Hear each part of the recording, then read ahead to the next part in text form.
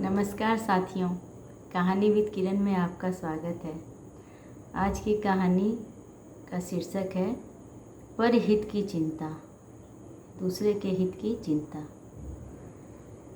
एक समय एक राजा था और वो राजा को शिल्पकारी बहुत पसंद थी। वो तरह तरह की मूर्तियाँ इकट्ठा किया करता। उसके लिए वो देश विदेश भी जाता और मूर्तियों का कलेक्शन लाके अपने महल में रखता था।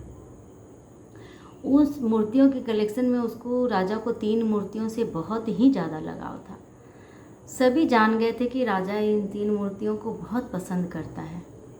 एक दिन राजा का एक सेवक उन मूर्तियों की साफ सफाई कर रहा था, तो उसमें से एक मूर्ति उस सेवक से टूट के गिर गई। जैसे ही मूर्ति गिरी, राजा को बहुत गुस्सा आया और राजा ने सेवक को मृत्युदंड का हुक्म दे दिया। तो सेवक ने क्या किया, उसने बाकी की 2 मूर्तियां भी तोड़ दी। तो राजा को लगा इसकी इतनी हिम्मत, मैंने इसको मृत्युदंड दिया, उसके बावजूद इसने बाकी की 2 मेरी प्रिय मूर्तियां भी तोड़ दी। तो राजा ने पूछा कि तुमने ऐसा क्यों किया। सेवक बोला कि महाराज, ये मिट्टी की मूर्तियां हैं और बहुत नाजुक है, टूट ही सकती हैं, लेकिन आपने एक मिट्टी की मूर्ति टूटने के चलते मुझे मृत्युदंड दिया। कभी न कभी ऐसा होगा कि ये 2 मूर्तियां भी किसी न किसी से टूट जाएगी, तो आप उस 2 को भी मृत्युदंड देंगे। तो उससे अच्छा मैं ही क्यों नहीं ये सारी मूर्तियां तोड़ दूं। मुझे तो मृत्युदंड मिल ही रहा है, मिल जाएगा, लेकिन बाकी 2 की तो जान नहीं जाएगी। राजा अवाक।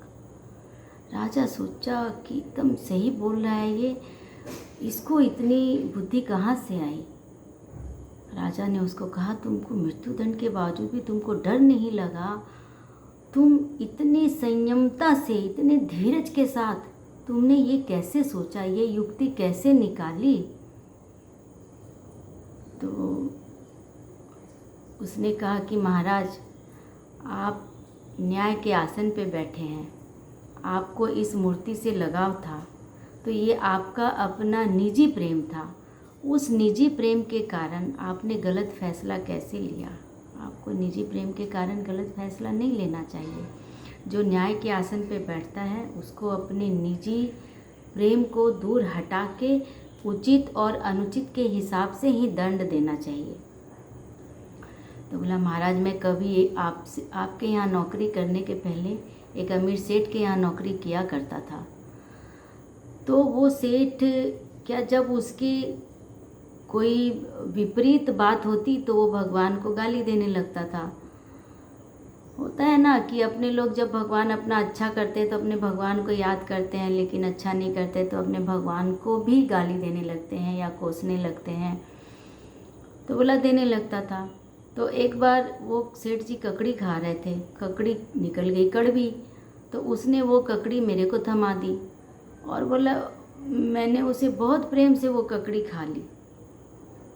मेरे को खाते देख के ऐसा लगा ही नहीं कि मैं वो कड़वी ककड़ी खा रहा हूँ। तो सेठ जी को आश्चर्य हुआ। उसने कहा, भाई, तुमने ये कड़वी नहीं लगी और कैसे खा ली इतने आराम से। तो बोला, मैंने सेठ जी को ये जवाब दिया था कि सेठ जी, आप रोज़ अच्छा अच्छा भोजन मेरे को खाने देते हैं, एक दिन अगर एक चीज़ कड़वी निकल भी गई तो क्या हुआ, मैं उसको भी उतने ही प्रेम से खाऊंगा।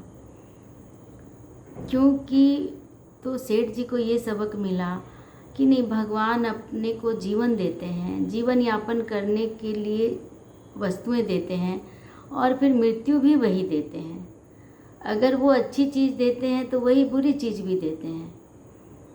अपने सब जब भगवान का दिया है तो अपने उसको एक जैसा भाव रख के, अगर सुख है तो बहुत खुश हो जाएं, दुख है तो बहुत दुखी हो जाएं, ऐसा नहीं करके, बहुत अच्छा भोजन है तो बहुत रुचि करके खाएं, थोड़ा सा कभी कभार 19-20 मिल गया तो उसको मन मार के खाएं और परमात्मा को खोसें। ऐसा नहीं करके हमें हर स्थिति में एक समान रहना चाहिए। तो बोले, वहाँ से मुझे सहन शक्ति भी आई, वहाँ से मुझे ये एक समभाव भी आया कि हर स्थिति में समान भाव रखना चाहिए। तो राजा उससे, सेवक से बहुत खुश हुआ, सेवक का मृत्युदंड माफ़ कर दिया। लेकिन अपने को इस कहानी से यही शिक्षा मिलती है कि अपने को अगर कोई एक ऐसा पद मिल जाए जहाँ से अपने को न्याय करना पड़े, न्याय देना पड़े, तो वो पद का अपने को मिसयूज़ नहीं करना चाहिए। अपने निजी स्वार्थ के लिए अपने को गलत फैसला नहीं देना चाहिए और हर परिस्थिति में अपने को एक समान भाव रखना चाहिए। सुख में सुखी, दुख में दुखी ऐसा ना हो, अगर और दूसरे का हित का भी सोचना चाहिए। जैसे कि इस कहानी में उसने और 2 व्यक्ति को मृत्यु दंड ना मिले इसके बारे में सोचा और उसकी सूझबूझ के लिए उसको मृत्युदंड से मुक्ति भी मिल गई। तो अगर आपको मेरी कहानी पसंद आई तो please like, comment and share कीजिए, सब्सक्राइब कीजिए। नमस्ते।